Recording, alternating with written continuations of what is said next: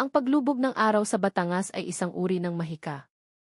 Mula sa balkonahe ng Villa Amara, tanaw ni Lika ang dahan-dahang paglamon ng kulay kahel at lila sa bughaw na kalangitan. Ang bawat alon na humahampas sa dalampasigan sa ibaba ay tila isang malambing na bulong, isang pangako ng kapayapaan. Ngunit sa paraisong iyon, may isang pakiramdam na hindi maalis sa kanyang sistema. Isang lamig na gumapang sa kanyang batok, na parabang may isang pares ng matang nakatitig sa kanya mula sa kung saan. Napahinto siya sa pagpupunas ng salaming pinto. Inilibot niya ang kanyang paningin sa paligid, sa mga puno ng niyog na sumasayaw sa hangin, sa malawak na hardin, sa dalampasigang unti-unti nang nagiging anino. Wala namang tao. Ngunit ang pakiramdam ay naroon pa rin, nanunuot, isang anino sa gitna ng katahimikan. Napayakap siya sa sarili, sinusubukang iwaksi ang kaba. 5 taon na siyang naninirahan dito, 5 taon ng pagtakas at pagtatago. Hindi siya dapat kabahan. Ligtas siya rito. Ligtas ang anak niya. Mama! Isang maliit na boses ang pumutol sa kanyang pag-iisip. Napangiti si Lika at lumingon. Nakatayo sa may pintuan si Leo, ang kanyang 5 taong gulang na anghel, habang kinukusot ang mga mata. Ang buong mundo niya, ang kanyang lakas, ang kanyang dahilan.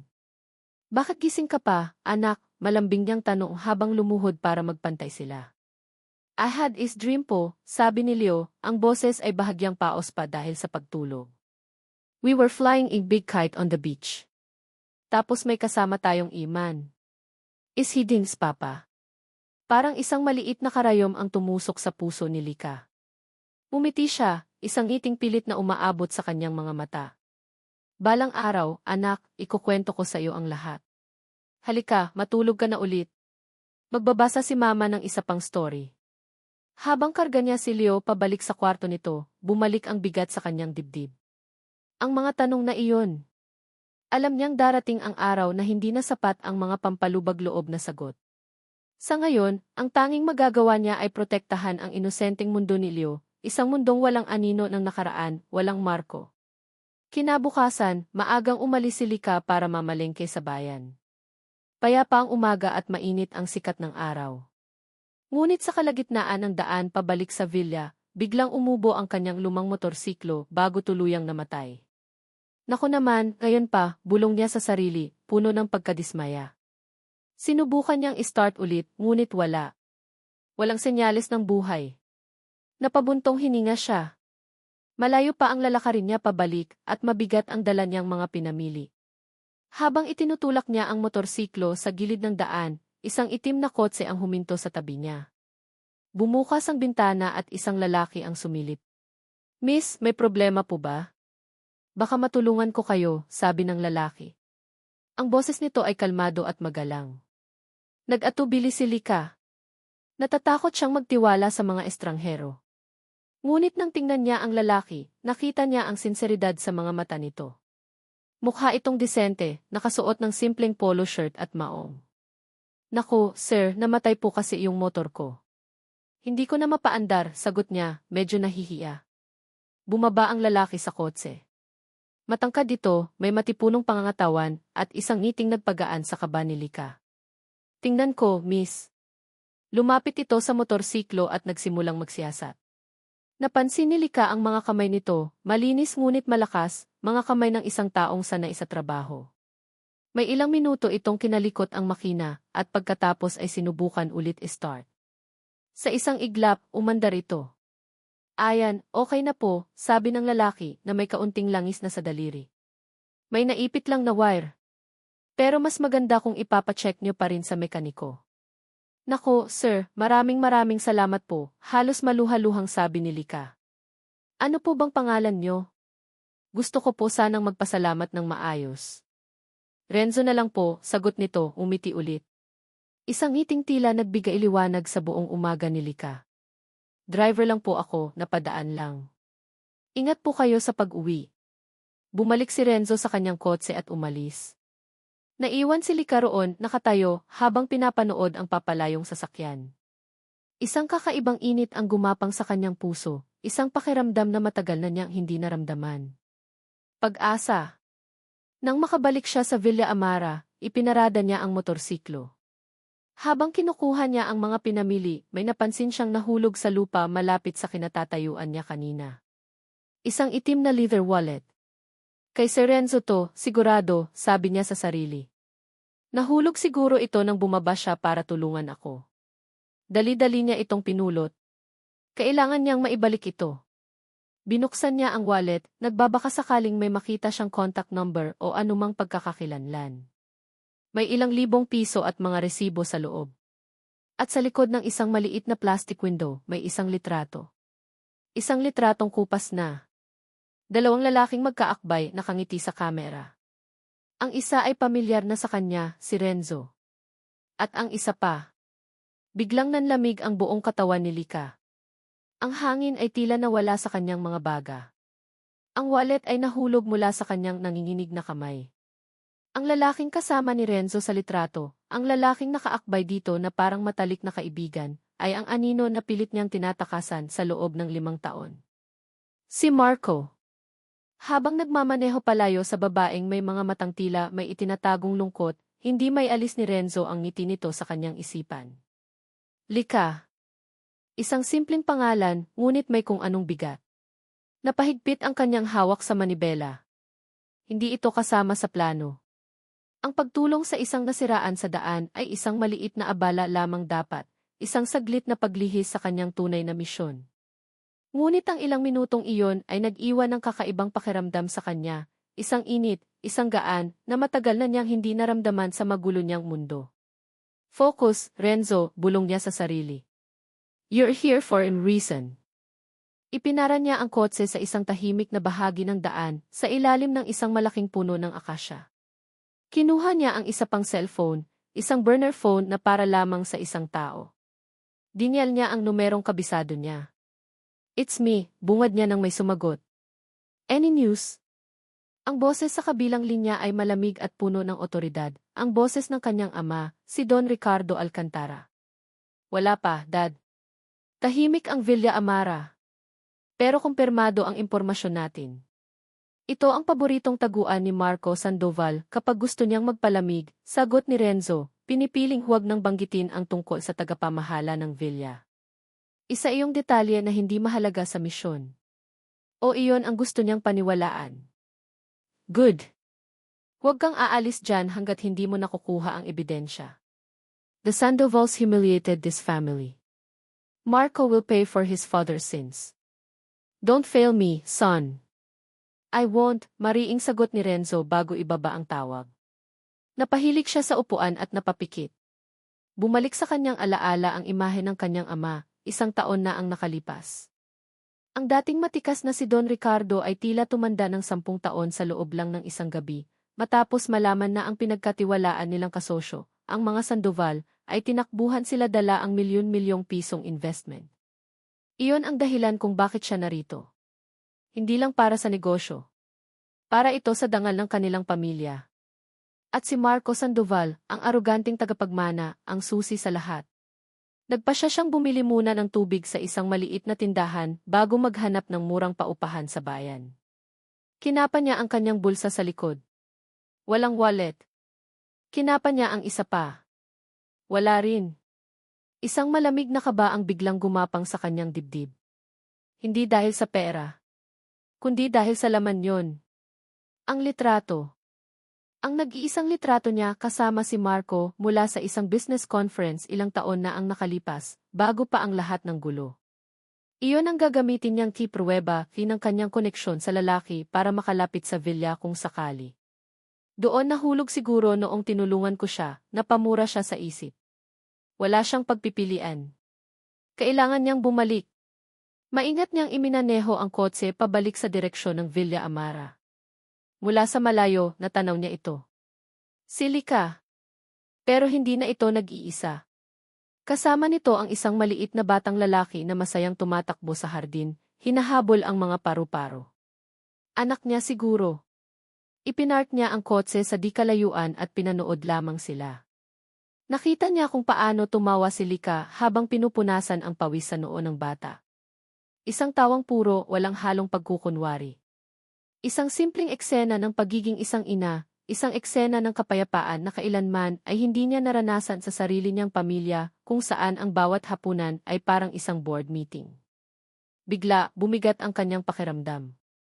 Isang matinding pagsisisi. Ang babaeng ito at ang anak niya ay namumuhay ng tahimik. At siya, si Renzo Alcantara, ay narito para guluhin ang paraisong iyon gamit ang isang kasinungalingan. Ang misyon niya ay tila naging marumi sa isang iglap. Huminga siya ng malalim at nag-ipon ng lakas ng loob. Kailangan niyang kunin ang wallet at umalis na. Lumabas siya ng kotse at naglakad palapit. Nakita siya ni Lika at tila nagulat ito. Ngunit may iba sa kanyang mga mata, hindi lang gulat kundi takot. Hawak na ni Lika ang wallet niya. Gumaan ang pakiramdam ni Renzo. Miss, pasensya na sa abala. Naiwan ko yat. Hindi na niya natapos ang sasabihin. Iniabot ni Lika ang wallet, ngunit ang mga kamay nito ay bahagyang nanginginig. Hindi ito makatingin ng diretso sa kanya. Naiwan niyo po ito kanina, sabi ni Lika, ang boses ay mahina at halos pabulong. Tumingin ito sa kanya, at sa mga mata nito, nakita ni Renzo ang tanong na kinatatakutan niya. Kilala niyo po si Marco Sandoval? Siya po kasi isang dati kong kakilala. Ang bawat salita ay tumama kay Renzo na parang isang sampal. Nanigas ang kanyang panga. Ang kanyang isip ay kumaripas sa paghahanap ng tamang kasinungalingan, isang sagot na hindi maglalagay sa kanya sa alanganin. Ngunit sa harap ng mga matang iyon na puno ng pag-aalinlangan, ang lahat ng inihanda niyang salita ay tila naglaho. Ang ilang segundong katahimikan sa pagitan nila ay tila isang walang hanggang bangin. Para kay Lika, ang bawat tibok ng kanyang puso ay isang malakas na dagundong sa kanyang tainga, naghihintay ng sagot na maaaring maging hatol sa kapayapaan na pilit niyang binuo. Ngumiti si Renzo, isang pilit na ngiti na hindi umabot sa kanyang mga mata. Ah, si Sir Marco. Dati ko siyang amo. Personal driver. Pero matagal na rin yon. Nag-resign ako at naghahanap na ng ibang trabaho ngayon. Isang kasinungalingan. Malinis, mabilis, at kapanipaniwala para sa isang taong hindi nakakaalam ng buong kwento. Naramdaman ni Lika ang unti-unting pagluwag ng paghigpit sa kanyang dibdib. Isang dating amo. Iyon lang pala. Nagkataon lang. Ganoon po ba, nasabi na lang niya, kasabay ng isang malalim na paghinga. Pasensya na po. Nagulat lang ako. Walang problema, sabi ni Renzo, ang boses ay mas kalmado na ngayon. Salamat sa pagtago ng wallet ko. Utang ko sa iyo ang isang ito. Pagkatapos ng araw na iyon, tila ba pinaglaruan sila ng tadhana. Kinabukasan, habang nag-aayos si Lika ng hardin, nakita niya ulit si Renzo na naglalakad sa kalsada. Nang tanungin niya, sinabi nitong naghahanap siya ng trabaho sa kalapit na resort pero wala pang bakante. Dahil sa utang na loob at dahil na rin sa isang damdaming hindi niya maipaliwanag, inalok niya si Renzo ng isang maliit na trabaho sa Villa Amara, ang pag-aayos ng nabubulok na bakod sa likod bahay na matagal ng problema ng may-ari. Pumayag si Renzo. Ang bawat araw na ginugol niya sa pag-aayos ng bakod ay naging pagkakataon para mas makilala nila ang isa't isa. Nalaman ni Lika na si Renzo ay tahimik pero palangiti. Nalaman niyang magaling itong magpatawa, lalo na kapag kaharap ang anak niyang si Leo. Si Leo, na laging nag-iisa, ay agad na napalapit kay Renzo. Para bang nakahanap ito ng isang amang matagal na nitong hinahanap. Isang hapon, nakita ni Lika mula sa bintana ng kusina si Renzo at si Leo sa dalampasigan, nagpapalipad ng isang saranggolang gawa sa lumang dyaryo at tingting. Ang tawa ng kanyang anak ay musikang pumuno sa buong Villa Amara, isang musikang matagal nang nawala. Habang pinagmamasdan niya ang dalawa, isang ngiti ang sumilay sa kanyang mga labi. Ang eksena ay perpekto. Para silang isang tunay na pamilya.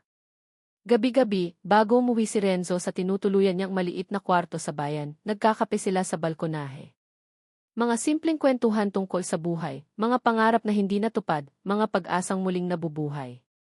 Sa mga sandaling iyon, nararamdaman ni Lika na ligtas siya. Ang anino ng nakaraan ay unti-unting naglalaho, napapalitan ng liwanag na dala ni Renzo. Isang gabi, habang nakatingin sila sa mga bituin, biglang nagsalita si Renzo. Alam mo, Lika, sabi niya, hindi nakatingin sa kanya kundi sa kalawakan. Ikaw at si Leo karapat-dapat kayo sa lahat ng kaligayahan sa mundo. Hindi iyon isang deklarasyon ng pag-ibig, pero para kay Lika, mas malalim pa roon ang kahulugan. Tumingin siya kay Renzo, at sa pagkakataong iyon, nakita niya sa mga mata nito ang parehong damdamin na nararamdaman niya, isang koneksyon na hindi maipaliwanag, isang pag-asang nagsisimula ng mamukadkad. Unti-unti siyang lumapit. Hindi niya alam kung ano ang nag-udyok sa kanya. Marahil ay ang mahika ng gabi, o ang seguridad na pinaramdam nito. Ngunit nang malapit na ang kanilang mga mukha, isang malakas na ugong ng makina ng sasakyan ang biglang pumunit sa katahimikan ng gabi. Sabay silang napalingon. Isang mamahaling itim na kotse ang huminto ng biglaan sa harap ng Villa Amara. Ang mga headlight nito ay nakakasilaw na para bang isang entablado ang kanilang kinatatayuan.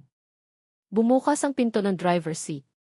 Dahan-dahang lumabas ang isang lalaki. Matikas ang tindig, nakasuot ng mamahaling damit, at may isang ngiti sa labi na puno ng yabang at kapangyarihan. Nanigas si Lika sa kanyang kinatatayuan. Ang lahat ng dugo sa kanyang katawan ay tila umakyat sa kanyang ulo.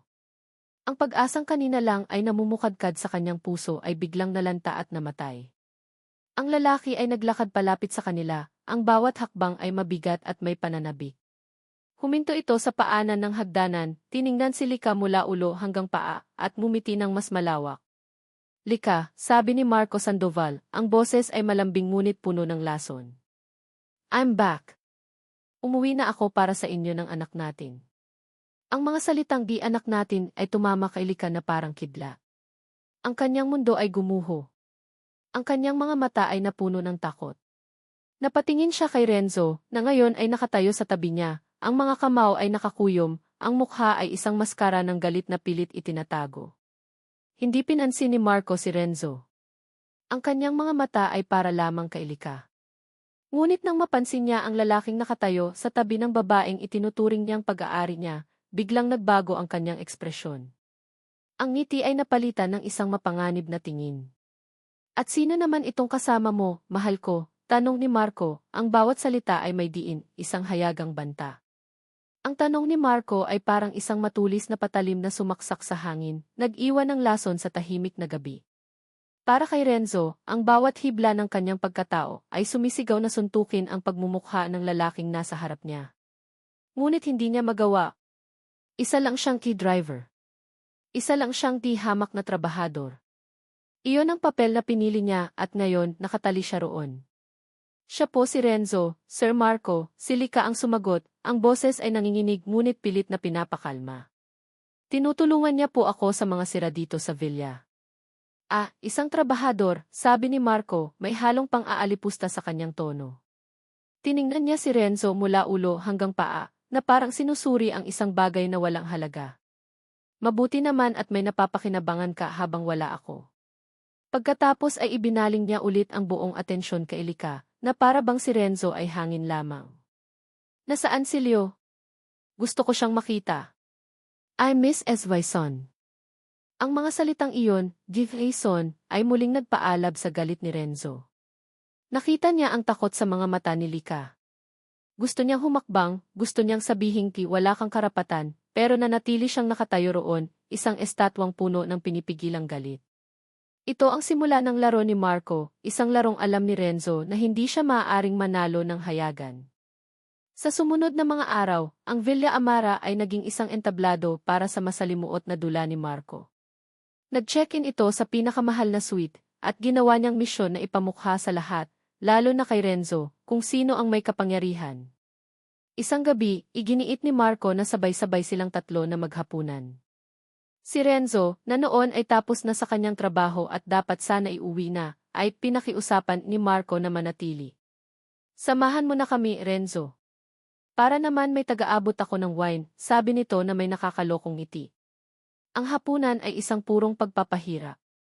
Walang tigil si Marco sa pagbabalik tanaw sa masasayang araw nila ni Lika. Bawat kwento ay may kasamang pagdampi sa kamay ni Lika, o isang tingin na puno ng kahulugan, mga maliliit na aksyon na idinisenyo para saktan si Renzo. Naaalala mo ba, mahal, noong dinala kita sa Paris, sabi ni Marco habang isinasalin ang mamahaling alak sa kopita ni Lika. Ikaw naman, Renzo, saan mo na ba nadala si Lika? Sa palengke ng bayan? Napayuko na lang si Renzo, hinahawakan ng mahigpit ang kubyerto sa ilalim ng mesa. Bawat pang-iinsulto ay tinatanggap niya, dahil alam niyang isang maling galaw lang ay mabubunyag ang lahat. Ang pinakamasakit na sandata ni Marco ay si Leo. Kinabukasan, dumating si Marco na may dalang isang malaking kahon. Sa loob nito ay isang remote-controlled na kotse, isang laruan na mas mahal pa siguro sa isang buwang sahod ni Lika. Ang mga mata ni Leo ay nagningning. Wow! Thank you po, Tito Yunti. Call me Papa, sabi ni Marco, lumuhod para magpantay sila ng bata. I'm your papa. Mula sa malayo, pinanood ni Renzo ang eksena. Nakita niya kung paano yumakap si Leo kay Marco. Nakita niya ang pagkalito at sakit sa mukha ni Lika. At naramdaman niya ang sarili niyang pagkatalo. Paano niya lalabanan ang isang taong kayang bilhin ang lahat? Paano niya poprotektahan ang mag-ina kung sa mata ng batas at ng bata, si Marco ang may karapatan? Sa pagtatapos ng araw na iyon, hinarap ni Marco si Renzo sa may hardin, malayo sa pandinig ni Lika. Gusto ko ang ginagawa mo sa bakod, sabi ni Marco, ang boses ay biglang naging seryoso at malamig. Pero hanggang dyan ka na lang. Maintindihan mo sana kung saan ka lulugar. Humakbang ito palapit, halos bumubulong na. Driver ka lang. Ako ang pamilya. Layuan mo sila, kung ayaw mong masunog ang buong villa na ito kasama ka. Ang banta ay malinaw. Hindi na ito isang simpleng agawan sa babae. Isa na itong deklarasyon ng gyera. At sa gyerang ito, si Renzo ay dehado. Habang naglalakad siya paalis sa villa ng gabing iyon, puno ng galit at pagkadismaya, narinig niya ang boses ni Marco mula sa balkonahe ng suite nito, may kausap sa telepono. Nagtago siya sa likod ng isang malaking halaman.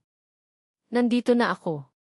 Napakabait ng bata, madaling mauto, narinig niyang sabi ni Marco, may kasamang mahinang tawa. Konting pasensya lang.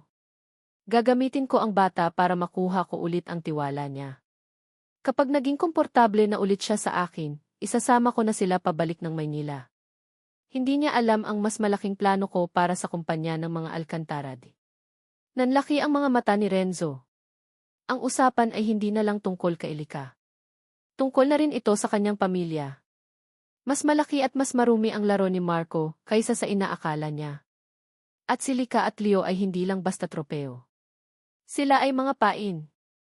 Ang bawat araw na kasama si Marco sa Villa Amara ay parang paglalakad sa isang manipis na alambre. Sa isang banda, nandoon ang takot, ang mga alaalang pilit niyang ibinaon na muling hinuhukay ni Marco sa bawat pagngiti at pagdampi nito. Sa kabilang banda, nandoon si Leo. Nakikita ni Lika ang saya sa mga mata ng kanyang anak sa tuwing kalaro nito ang ama. Isang ama ngayon lang nito nakilala. Ang puso niya ay nahahati. Ang isip niya ay gulong-gulo.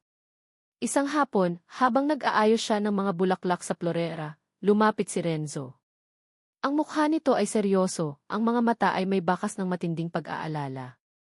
Lika, kailangan nating mag-usap, sabi nito sa mahinang boses. Huwag kang maniniwala sa lahat ng sinasabi ni Marco. May iba siyang motibo.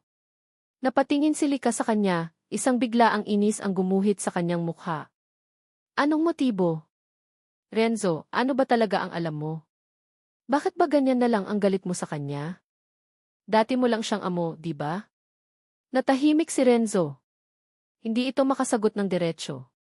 Nakita ni Lika ang pag-aalinlangan sa mga mata nito, at ang katahimikang iyon ay mas nagdulot pa ng pagdududa sa kanya. Hindi ganoon kasimple, Lika. Basta mag-ingat ka, sabi na lang nito bago tumalikod, halatang bigo. Naiwan si Lika na mas lalong naguluhan. Bakit ayaw sabihin ni Renzo ang totoo? Ano ang itinatago nito? Kinagabihan, lumapit sa kanya si Marco habang nagkakape siya sa balkonahe, sa parehong pwesto kung saan sila madalas mag-usap ni Renzo. Umupo ito sa tapat niya, may dalang isang lumang photo album. Tingnan mo, naaalala mo pa ba to? Sabi ni Marco, ang boses ay malambing. Binuklat niya ang album. Mga litrato nila noong sila pa, masaya, nakangiti, tila walang problema. Ganito tayo dati, Lika. Masaya. Alam kong nagkamali ako. Pero nagbago na ako. Handa akong gawin ang lahat para maibalik ang pamilya natin. Pinagmasdan ni Lika ang mga litrato. Isang bahagi ng kanyang puso ang nanumbalik sa nakaraan, sa mga panahong naniwala siyang mahal siya ng lalaking ito.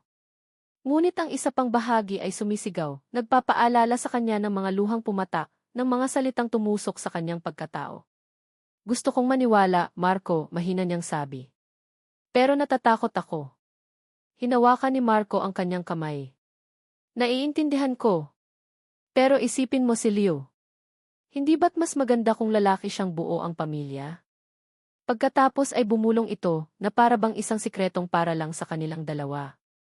Alam mo, kung ako sayo, mag-iingat ako sa Renzo na yan. Napatingin si Lika sa kanya. Bakit? Hindi ba't kahina-hinala, pagpapatuloy ni Marco, ang mga mata ay tila nangungusap ng katotohanan. Isang driver na bigla na lang sumulpot dito. Isang driver na biglang naging malapit sa'yo. Hindi ka ba nagtataka?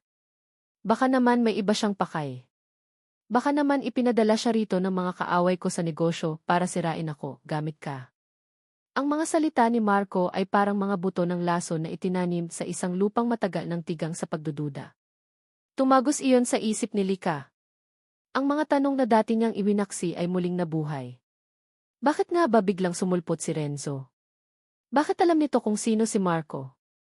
Bakit ayaw nitong sabihin ang buong katotohanan? Ang mga kilos ni Renzo, ang kanyang mga babala, ang kanyang katahimikan, ay biglang nagkaroon ng ibang kahulugan. Hindi na ito pag-aalala.